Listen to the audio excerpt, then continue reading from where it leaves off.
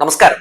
Kerala news 60 വാർത്തകൾ നിങ്ങൾ ആദ്യമായിട്ടാണ് കാണുന്നതെങ്കിൽ ഞങ്ങളുടെ ചാനൽ സബ്സ്ക്രൈബ് ചെയ്യാൻ മറക്കണ്ട. ബെല്ലൈക്കൺ ക്ലിക്ക് ചെയ്താൽ മാത്രമാണ് ഞങ്ങൾ ഇന്ന് വാർത്തകളൊക്കെ നിങ്ങൾക്ക് ലൈവായിട്ട് ലഭിക്കുകയുള്ളൂ. ലൈക്ക് ചെയ്യാനും ഷെയർ ചെയ്യാനും നിങ്ങളുടെ വിലപ്പെട്ട അഭിപ്രായം കമന്റ് ബോക്സിൽ രേഖപ്പെടുത്താനും മറന്നു പോകരുത്. വാർത്തയിലേക്ക്. ഒഡീഷയിൽ BJP ഭരിക്കുന്ന സംസ്ഥാനത്ത് വീണ്ടും ക്രൈസ്തവർക്കെതിരെ ബജ്രംഗ് ദളിന്റെ വലിയ തോതിലുള്ള ആക്രമണം.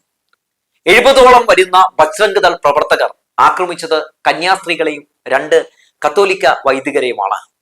സംഭവം എങ്ങനെയാണ് എന്ന് ഞാനൊന്ന് വിശദീകരിക്കാം. അതായത് പള്ളിയിലെ പ്രാർത്ഥന കഴിഞ്ഞ് കന്യാസ്ത്രീകളും വൈദികരും മടങ്ങുകയായിരുന്നു. ഒരു വനപ്രദേശം എത്തിയപ്പോഴത്തേക്കും 70ഓളം വരുന്ന ബജ്രംഗ് ദൾ പ്രവർത്തകർ ആയുധങ്ങളുമായി എത്തുകയാണ്. അവരെ അതിക്രൂരമായിട്ട് ആക്രമിക്കുകയാണ്, മർദ്ദിക്കുകയാണ്. ശേഷം പോലീസ് എത്തുന്നുണ്ട്.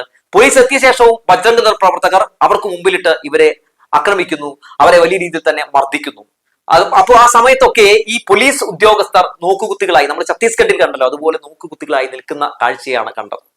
മാത്രവുമല്ല, ഇതൊക്കെ ചിത്രീകരിക്കാൻ അവിടുത്തെ പ്രാദേശിക മാധ്യമ പ്രവർത്തകരെയും വിളിച്ചു വരുത്തിയിട്ടുണ്ട്. അവിടുത്തെ മാധ്യമ പ്രവർത്തകർക്ക് ഒരു വലിയ നമസ്കാരം കൊടുക്കാതെ വയ്യ കേട്ടോ. ഇതിനിടയിൽ ബൈക്കിൽ പോവുകയായിരുന്ന ഉപദേശിയെ ബൈക്കിൽ നിന്ന് തള്ളിയിട്ട് ഇന്ധനം മുഴുവൻ അതിൽ നിന്ന് ഊറ്റിക്കളയുന്ന ഒരു സാഹചര്യം കൂടി ഉണ്ടായി. അതിക്രൂരമായിട്ടുള്ള ഈ ആക്രമണം നടക്കുമ്പോൾ കേരളത്തിലെ BJP നേതാക്കളുടെ നിലപാട് നമ്മളൊന്ന് പരിശോധിക്കണമല്ലോ. ഛത്തീസ്ഗഡിലും അതുപോലെ തന്നെ ഒഡീഷയിലും 2 സംസ്ഥാനങ്ങളും ഭരിക്കുന്നത് BJP ആണ്. ഈ 2 സംസ്ഥാനങ്ങളിലും ക്രൈസ്തവർ വേട്ടയ്ക്ക് ഇരയാകുമ്പോൾ ആർക്കൊപ്പമാണ് കേരളത്തിൽ BJP എന്ന് നമ്മൾ വ്യക്തമായി പറഞ്ഞു തന്നെ പോകണം. ഛത്തീസ്ഗഡിൽ എന്താണ് സംഭവിച്ചത്? ഛത്തീസ്ഗഡിൽ കന്യാസ്ത്രീകളെ മതപരിവർത്തനം ആരോപിച്ച്, അതുപോലെ തന്നെ മനുഷ്യക്കടത്ത് ആരോപിച്ച് ഗുരുതരമായിട്ടുള്ള വകുപ്പുകൾ ചുമത്തി അകത്തിട്ടപ്പോൾ ഇടതുപക്ഷ എംപിമാരും UDF എംപിമാരും ഒറ്റക്കൈയായി ഒരുമയായി പ്രതിഷേധം ഉയർത്തിയപ്പോൾ പണി പാളി എന്ന് കണ്ടപ്പോഴാണ് രാജീവ് ചന്ദ്രശേഖർ അടക്കമുള്ള ആളുകൾ ആ വിഷയത്തിൽ ഒരു പ്രതികരണം രേഖപ്പെടുത്തിയത്. ഇപ്പോഴും ജോർജ് കുര്യനും സുരേഷ് ഗോപിക്കും ആ വിഷയത്തിൽ പ്രതികരണമില്ല എന്ന കാര്യം ആരും മറന്നുകൂടാ. മാത്രവുമല്ല, ഈ സംഭവവുമായി ബന്ധപ്പെട്ടുകൊണ്ട് LDF UDF എംപിമാർ അവിടെ നടത്തിയിട്ടുള്ള പ്രതിഷേധം നമ്മൾ കണ്ടിട്ടുള്ളതാണ്. അവസാനം അങ്ങോട്ടേക്ക് ആരൊക്കെ പോകുന്നുണ്ട്? അനൂപ് ആന്റണി, രാജീവ് ചന്ദ്രശേഖർ, ഷോൺ ജോർജ്, അങ്ങനെ പല ശിങ്കടികളും അങ്ങോട്ടേക്ക് പോകുന്നുണ്ട്. എന്തുകൊണ്ട്? ഈ വിഷയവുമായി ബന്ധപ്പെട്ടുകൊണ്ട് ഒഡീഷയിൽ നടന്നിട്ടുള്ള ഈ ക്രൈസ്തവ വേട്ടയ്ക്കെതിരെ BJPയിലെ ഒരാൾ പോലും മിണ്ടുന്നില്ല. എന്തുകൊണ്ട് മൗനം പാലിക്കുന്നു എന്ന് നമ്മൾ മനസ്സിലാക്കേണ്ടതുണ്ട്. എന്നാൽ ഇപ്പോഴും ഇതിനെതിരെ അതിശക്തമായിട്ടുള്ള പ്രതിഷേധം, ക്രൈസ്തവ വേട്ടയ്ക്കെതിരെ വലിയ രീതിയിലുള്ള പ്രതിഷേധം ഇവിടെ ഇടതുപക്ഷ സർക്കാർ ഉയർത്തുന്ന കാഴ്ച നമ്മൾ കാണുന്നുണ്ട്. ഇന്ന് പ്രതിപക്ഷ നേതാവ് VD സതീശനും അതിനെതിരെ സംസാരിക്കുന്ന ഒരു കാഴ്ച കാണാനിടയായി. ഇവിടുത്തെ BJP നേതാക്കന്മാരൊക്കെ എവിടെ പോയി? ഇന്നലെ ഒഡീഷയിൽ വീണ്ടും 2 മലയാളി വൈദികരെ, 2 കന്യാസ്ത്രീകളെ വീണ്ടും ബജ്രംഗ് ദൾ പ്രവർത്തകർ ആക്രമിച്ചിരിക്കുക. അവരെ ക്രൂരമായി മർദ്ദിച്ചു. ഒരു ചടങ്ങിൽ പങ്കെടുക്കാൻ, ഒരു ഗ്രാമത്തിൽ മതപരമായൊരു ചടങ്ങിൽ പങ്കെടുക്കാൻ പോയവരെ ഗ്രാമവാസികളുടെ എതിർപ്പ് മറികടന്ന് അവിടെയുള്ള 70ഓളം വരുന്ന ബജ്രംഗ് ദൾ പ്രവർത്തകർ ആക്രമിച്ചു. 3 മണിക്കൂർ നേരം തടഞ്ഞു വെച്ചു. പോലീസ് കേസെടുത്തിട്ടില്ല. അവരുടെ അതിനു മുമ്പിൽ വഴികാട്ടിയായി വന്ന ബൈക്കിന്റെ പെട്രോൾ മുഴുവൻ ഊറ്റിക്കളഞ്ഞു. ഇവരുടെ ഫോൺ പിടിച്ചെടുത്തു. ക്രൂരമായി അവരെ മർദ്ദിച്ചു. 2 കന്യാസിമാരെയും 2 വൈദികരെയും, മലയാളികളായ വൈദികരെയും. അപ്പൊ ഞങ്ങൾ പറഞ്ഞിരിക്കുന്നത് കഴിഞ്ഞ 835ാമത്തെ സംഭവമാണ്. 1 വർഷത്തിനകം രാജ്യത്തിന്റെ വിവിധ ഭാഗങ്ങളിൽ BJP ഭരിക്കുന്ന സംസ്ഥാനങ്ങളിൽ ക്രൈസ്തവർക്ക് നേരെ നടക്കുന്നത്. എവിടെ പോയി കേന്ദ്രമന്ത്രിമാർ കേരളത്തിലെ? എവിടെ പോയി രാജീവ് ചന്ദ്രശേഖർ? ഞങ്ങൾ പറഞ്ഞതല്ലേ സത്യം? എന്നിട്ട് ആട്ടിൻതോലിട്ട ചെന്നായികളെ പോലെ അരമനയിൽ പോയി കേക്ക് കൊടുക്കാൻ പോവാം. ഇതെല്ലാം ചെയ്തു വെച്ചു. ഇത് സംഘപരിവാർ അജണ്ടയാണ്, BJP അജണ്ടയാണ്. ഇതൊരു ഹിറ്റ്ലർ രീതിയാണ്, ഒരു സിയോണിസ്റ്റ് രീതിയാണ്. ഒരു പൊതുശത്രുവിനെ ഉണ്ടാക്കിയ പൊതുശത്രുവിനെ വേട്ടയാടുക എന്ന ജർമ്മനിയിൽ നടന്നതുപോലെ ഇന്ന് രാജ്യത്ത് ക്രൈസ്തവർ വേട്ടയാടപ്പെടുകയാണ്. ക്രൈസ്തവ വേട്ടകൾ അവർ തുടർന്നുകൊണ്ടിരിക്കുകയാണ്. ബജ്രംഗ് ദൾ എന്ന് പറയുന്ന തീവ്ര ഹിന്ദുത്വവാദികൾ വലിയ തോതിലുള്ള ഭീഷണി മുഴക്കിക്കൊണ്ടിരിക്കുകയാണ്. ഇപ്പോൾ തന്നെ ആ ഛത്തീസ്ഗഡിൽ നടന്ന സംഭവവുമായി ബന്ധപ്പെട്ടുകൊണ്ട് 143 വകുപ്പ് വരെ ചുമത്തിയിരുന്നു എന്നുള്ളതാണ് FIRൽ നിന്ന് നമുക്ക് കാണാൻ സാധിക്കുന്നത്. 10 വർഷം വരെ അവർ അകത്തിടാനുള്ള പ്ലാനായിരുന്നു. പക്ഷേ കോടതിയിൽ പോകുമ്പോൾ ആ വസ്തുതകൾ ആ വകുപ്പുകൾ നിലനിൽക്കില്ല, ഇത് മുഴുവൻ വ്യാജമാണ്, കെട്ടിച്ചമച്ചതാണ് എന്ന് കണ്ടെത്തുമ്പോൾ അവർക്ക് ജാമ്യം കൊടുക്കുന്ന സാഹചര്യം ഉണ്ടായി. എന്നിട്ടും പ്രാഥമികമായിട്ടുള്ള ഒരു NIA അന്വേഷണം ഇതിനോടകം തന്നെ ആരംഭിച്ചിട്ടുണ്ട്. അവരെ അങ്ങനെ വെറുതെ വിടുന്നില്ല. അവരെ വീണ്ടും വീണ്ടും മറ്റൊരു രീതിയിൽ ആക്രമിക്കാൻ വേണ്ടിയുള്ള ശ്രമം നടത്തുകയാണ്. ബജ്രംഗ് ദൾ പ്രവർത്തകർക്കൊപ്പം അല്ലെങ്കിൽ ബജ്രംഗ് ദളിനൊപ്പമാണ് BJP എന്ന് നമ്മൾ ഛത്തീസ്ഗഡിൽ കണ്ടു.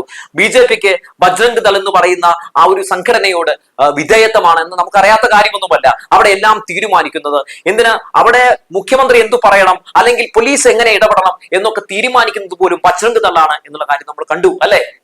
ഒഡീഷയിലും സമാനമായിട്ടുള്ള ഒരു സാഹചര്യമാണ് കാണുന്നത്. ഇത്തരത്തിലുള്ള അവർക്ക് ജാമ്യം കിട്ടി പുറത്തേക്ക് പോയപ്പോഴും ബജ്രംഗ് ദൾ പ്രവർത്തകർ വെല്ലുവിളിക്കുകയാണ് ചെയ്തത്. നിങ്ങളെ കാണിച്ചു തരാമെന്നാണ് പറഞ്ഞത്. ഇടതുപക്ഷ MP-മാരോട് എന്താണ് അവർ പറഞ്ഞത്? ഇടതുപക്ഷ MP-മാരോട് പറഞ്ഞു, നിങ്ങളല്ലേ അവരെല്ലാവരെയും സംരക്ഷിച്ചത്, ആ കുട്ടികളെ കൊണ്ട് ഞങ്ങൾക്കെതിരെ കേസ് കൊടുപ്പിച്ചത് നിങ്ങളല്ലേ, നിങ്ങളെ കാണിച്ചു തരാം എന്നാണ് പറഞ്ഞത്. എന്തായാലും ഒഡീഷയിലെ സംഭവവുമായി ബന്ധപ്പെട്ടുകൊണ്ട് അങ്ങനെയൊന്നും ബജ്രംഗ് ദളിന്റെ ഇത്തരത്തിലുള്ള ഭീഷണിക്ക് മുമ്പൊന്നും മുട്ടുകുത്താൻ ഞങ്ങൾ തയ്യാറല്ല എന്ന് ഇവിടെ LDF-ന്റെയും UDF-ന്റെയും ഒക്കെ നേതാക്കൾ ഒരു നിലപാട് സ്വീകരിക്കുന്നുണ്ട്. സ്വാഗതാർഹം എന്ന് പറയാതെ വയ്യ. ഇത്തരം സന്ദർഭങ്ങളിൽ ഇങ്ങനെ തന്നെ വേണം. ഒരു കൈയായി ഒരു മെയ്യായി തന്നെ LDF-ന്റെയും UDF-ന്റെയും MP-മാർ നിൽക്കണം. ഒപ്പം പ്രതിപക്ഷ നേതാവ് VD സതീശനും ഇന്ന് നടത്തിയിട്ടുള്ള ആ പ്രതികരണം വലിയ തോതിൽ തന്നെ ഒരു സന്തോഷം പകരുന്ന ഒരു കാര്യം തന്നെയാണ്. ഇത്തരം സന്ദർഭങ്ങളിൽ കേരളത്തിനോടൊപ്പം തന്നെ നിൽക്കുക, സർക്കാരിനോടൊപ്പം നിൽക്കുക, നിലപാട് സ്വീകരിക്കുക എന്നത് പ്രതിപക്ഷത്തിന്റെ ഒരു നല്ല ഒരു മുഖമായി തന്നെ ഞാൻ ഇവിടെ കാണുകയാണ്. എന്തായാലും നമ്മളൊരു കാര്യം മനസ്സിലാക്കേണ്ടതുണ്ട്. ഈ ക്രൈസ്തവർക്കെതിരെയുള്ള വേട്ട ഇപ്പോ ഗണ്യമായ രീതിയിൽ 2025 മുതൽ ഇവർ കൂട്ടിയിരിക്കുകയാണ് എന്നാണ് നമുക്ക് മനസ്സിലാക്കാൻ സാധിക്കുന്നത്. കഴിഞ്ഞ ഒരു 10 വർഷത്തെ ക്രൈസ്തവർ നേരിട്ടിട്ടുള്ള ആക്രമണങ്ങളുടെ ലിസ്റ്റ് എടുത്തിട്ടുണ്ടെങ്കിൽ 4000 കടന്നിരിക്കുന്നു സംഖ്യ എന്നുള്ളതാണ്. സ്റ്റാൻ സ്വാമിയെ കൊന്നതുപോലെ, അതുപോലെ തന്നെ ഗ്രഹാം സ്റ്റെയിനെ കൊന്നതുപോലെ ഇവർ ഓരോരുത്തരെയും ഒക്കെ ഓരോ രീതിയിലും ആക്രമിച്ച് ഇല്ലാതാക്കാനുള്ള ശ്രമം നടത്തുകയാണ്. ഗോൾവാക്കറുടെ വിചാരധാരയിൽ പറഞ്ഞിട്ടുള്ളത് പോലെ ക്രിസ്ത്യാനികളും മുസ്ലിമുകളും കമ്മ്യൂണിസ്റ്റുകാരും ണല്ലോ ഇവരുടെ ശത്രുക്കൾ. അവരെയൊക്കെ ഇല്ലാതാക്കാനുള്ള ശ്രമം ഈ 2025 നടക്കുന്നു. അതിന്റെ ഭാഗമാണ് നമ്മൾ ഛത്തീസ്ഗഡിൽ കണ്ടത്. അതിന്റെ ഭാഗമാണ് നമ്മൾ ഇപ്പോൾ ഇവിടെ ഒഡീഷയിൽ കാണുന്നത്. അതിന്റെ ഭാഗമാണ് നമ്മൾ ജബൽപൂരിൽ കണ്ടത്. അങ്ങനെ നമ്മൾ രാജ്യത്തുടനീളമുള്ള എല്ലായിടങ്ങളിലും അത്തരത്തിലുള്ള കാര്യങ്ങൾ നമ്മൾ കണ്ടുകൊണ്ടിരിക്കുകയാണ്. അവിടെയാണ് കേരളം എന്ന് പറയുന്ന ഈ കൊച്ചു സംസ്ഥാനം എല്ലാവർക്കും മാതൃകയായി ഇങ്ങനെ നിലകൊള്ളുന്നത്. ഇവിടെ ഒരു ക്രൈസ്തവരെയും ആരും വേട്ടയാടുന്നില്ല. അന്യ സംസ്ഥാനങ്ങളിൽ നിന്ന് ഒരുപാട് ആളുകൾ ഇങ്ങോട്ടേക്ക് വരുന്നുണ്ട്, ഒരുപാട് ക്രൈസ്തവർ വരുന്നുണ്ട്.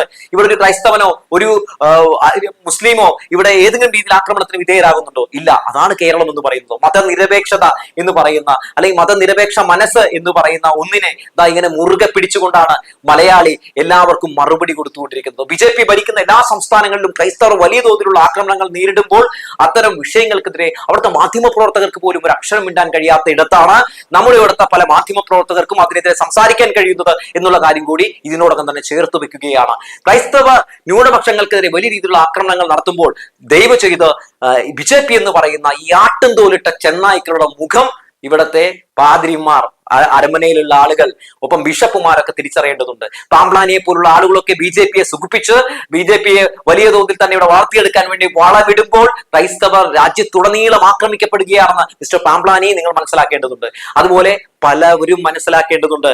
ഈ പറയുന്ന കിരീടവുമായും കേക്കുമായും ലഡുവുമായും ഒക്കെ അരമന കയറിയിറങ്ങി സെൽഫി എടുത്തുകൊണ്ട് പോകുന്ന ഇവരൊക്കെ ക്രൈസ്തവരെ വേട്ടയാടുന്നവർക്ക് ചൂട്ടും പിടിച്ച് നടക്കുന്നവരാണ് എന്ന കാര്യം മറന്നു പോകരുത്. ക്രൈസ്തവ ന്യൂനപക്ഷങ്ങളെ വേട്ടയാടുമ്പോഴും ഈ ക്രൈസ്തവ ന്യൂനപക്ഷങ്ങളെ വേട്ടയാടുന്ന വേട്ടപ്പട്ടികളെ ഇവിടെ വലിയ തോതിൽ തന്നെ വെള്ള പൂശാൻ വേണ്ടി കാസ പോലുള്ള ചില മണ്ടൻ കുണാപ്പി ക്രൈസ്തവർക്ക് വലിയ ദോഷം ചെയ്യുന്ന, ക്രൈസ്തവരെ വലിയ തോതിൽ തന്നെ വേട്ടപ്പട്ടികൾ കിട്ടുകൊടുക്കുന്ന ചില ആളുകളൊക്കെ ഇവിടെ ഉണ്ടല്ലോ. അവരെയൊക്കെ നിങ്ങൾ മനസ്സിലാക്കുന്നത് എന്തുകൊണ്ടും നല്ലതാണ്.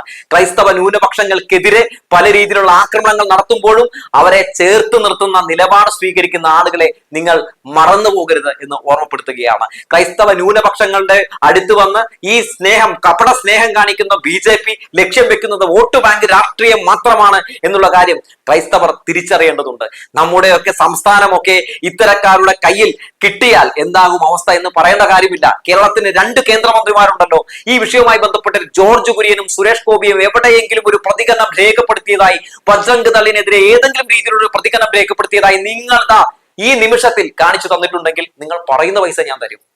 എവിടെയും രേഖപ്പെടുത്തിയിട്ടില്ല എന്നത് മാത്രമല്ല, ഈ വിഷയവുമായി ബന്ധപ്പെട്ട് ഇരു സഭകളിലും നടന്നിട്ടുള്ള ഒരു ചർച്ചകളിൽ പോലും ഒരു രീതിയിലുള്ള ബജ്രംഗ് ദളിനെ കുറ്റപ്പെടുത്തിക്കൊണ്ട് സുരേഷ് ഗോപിയോ ജോർജ് കുര്യനോ ഒരു അക്ഷരം മിണ്ടിയിട്ടില്ല. എന്നാൽ മറിച്ച് നമുക്ക് അവിടെ എന്താണ് കാണാൻ സാധിക്കുന്നത്? അല്ല, BJP എന്ത് നയതന്ത്രമായിട്ട് മുന്നോട്ട് പോയാലും ഇത്തരം വിഷയങ്ങളിൽ BJPയുടെ നിലപാട് എന്താണ്, BJPയെ നിയന്ത്രിക്കുന്ന സംഘടനയുടെ അജണ്ട എന്താണ് എന്നുള്ളത് അറിയുന്നവർക്ക് ഇതൊരു അത്ഭുതമേ അല്ല. ആഭ്യന്തര ശത്രുക്കളായി കണ്ട 3 പേരിൽ ഒന്നാണ് മിഷണറീസ്. മതന്യൂനപക്ഷ വിഭാഗങ്ങൾ, മുസ്ലിം ജനവിഭാഗങ്ങൾ, അതുപോലെ തന്നെ മിഷണറീസ്, മാർക്സിസ്റ്റുകൾ, ഇവരെ ആഭ്യന്തര ശത്രുക്കളായി പ്രഖ്യാപിച്ചിരിക്കുകയാണ്. ആ പ്രഖ്യാപനം രേഖാമൂലം അവരുടെ ഗ്രന്ഥങ്ങളിലുമുണ്ട്. അതിൻ്റെ ഭാഗമായി ആ പ്രവർത്തനങ്ങൾ അവർ നടത്തുന്നു എന്നുള്ളതാണ്. അതിപ്പോൾ കേരളത്തിൽ അതിന് വേറൊരു മുഖം കൊടുക്കാൻ പോയിട്ടൊന്നും ഒരു കാര്യമില്ല. അതൊക്കെ ആളുകൾക്ക് മനസ്സിലാവുന്ന കാര്യമാണ്. കേരളത്തിൽ കേക്ക് മുറിക്കുകയും കേരളത്തിന് പുറത്ത് വേറെ എന്തെങ്കിലും മുറിക്കുകയും ചെയ്യുന്ന രീതിയൊക്കെ തന്നെ നാട്ടിലെ ആളുകൾ മനസ്സിലാക്കുന്നുണ്ട്.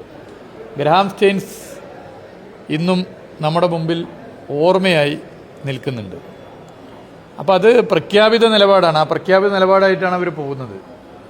ഇത് നാട്ടിൽ പൊതുവെ ആളുകൾ മനസ്സിലാക്കുന്ന കാര്യമാണ്. ഇതിനെതിരെ എല്ലാവരും ഒന്നിച്ചു നിൽക്കണം. ഇത് ഏതെങ്കിലും ഒരു പ്രത്യേക മതവിഭാഗത്തിന് നേരെയോ അല്ലെങ്കിൽ കന്യാസ്ത്രീകൾ മാത്രം നേരിടുന്ന ഒരു പ്രശ്നമായോ അല്ല കാണേണ്ടത്. ഇതൊരു ഭരണഘടനാപരമായ പ്രശ്നമാണ്. നമ്മുടെ രാജ്യത്തിൻ്റെ ഭരണഘടന മുന്നോട്ട് വെക്കുന്ന ഏറ്റവും വലിയ ആശയത്തിന് ഏൽക്കുന്ന പോറലാണ്. ആ ആശയത്തിന് ഏൽക്കുന്ന അക്രമമാണ്. ആ നിലയിൽ സെക്യുലറിസത്തെ, മതനിരപേക്ഷതയെ മുറുകെ പിടിക്കാൻ ആഗ്രഹിക്കുന്ന രാജ്യത്തെ ഭൂരിപക്ഷം വരുന്ന ജനങ്ങളും ഇതിനെതിരാണ്. അതിലൊരു സംശയമില്ല. അപ്പോൾ അത്തരം പ്രക്ഷോഭങ്ങൾ ഉയർന്നു വരേണ്ടതുണ്ട്. ഇടതുപക്ഷ എം പിമാർ അതിശക്തമായിട്ട് ആഞ്ഞടിക്കുന്ന കാഴ്ച നമുക്ക് കാണാൻ സാധിക്കുന്നുണ്ട്. ജോൺ ബ്രിട്ടാസിനെ പോലുള്ള എം പിമാരൊക്കെ ഈ വിഷയവുമായി ബന്ധപ്പെട്ടിട്ട് മുന്നമാരെ ചൂണ്ടിക്കാണിച്ചുകൊണ്ട് അതിശക്തമായിട്ടുള്ള പ്രതിഷേധം, അതിശക്തമായിട്ടുള്ള പല രീതിയിലുള്ള ആഞ്ഞടിക്കലുകൾ നടത്തിയിട്ടൊക്കെ ഉള്ളത് നമ്മൾ കണ്ടിട്ടുള്ളതാണ്. എന്തുകൊണ്ടാണ് ബി.ജെ.പിക്ക് അതിന് കഴിയാതെ പോകുന്നത്? ബി.ജെ.പിയുടെ അജണ്ട എന്താണ്? ബി.ജെ.പി ഇതുകൊണ്ടൊക്കെ എന്താണ് ഉദ്ദേശിക്കുന്നത് എന്നൊക്കെ വ്യക്തമായി നമുക്ക് മനസ്സിലാക്കാൻ സാധിക്കുന്നുണ്ട്. കഴിഞ്ഞ ദിവസം ഛത്തീസ്ഗഡിലെങ്കിൽ, അത് കഴിഞ്ഞ് ഒഡീഷയിലെങ്കിൽ, ഇനി ബി.ജെ.പി ഭരിക്കുന്ന മിക്ക സംസ്ഥാനങ്ങളിലും ഇതൊരു പക്ഷെ സംഭവിച്ചേക്കാം. അപ്പോഴും ബജ്രംഗ് ദള് ഇത്തരത്തിൽ ക്രൈസ്തവരെ വേട്ടയാടുമ്പോഴും പോലീസ് നോക്കുകുത്തിയായിരിക്കും, അവിടുത്തെ ഭരണകൂടം നോക്കുകുത്തിയായിരിക്കും. പക്ഷേ അപ്പോഴും ഒരിടത്തിൽ നിന്ന്, ഒരു സംസ്ഥാനത്ത് നിന്ന് അതിശക്തമായ പ്രതിഷേധം ഉയർന്നുകൊണ്ടേയിരിക്കും അത്തരം വേട്ടകൾക്കെതിരെ. ആ സംസ്ഥാനത്തിന്റെ പേരാണ് കേരളം എന്ന് പറഞ്ഞു വെച്ചുകൊണ്ട് നിർത്തുകയാണ്.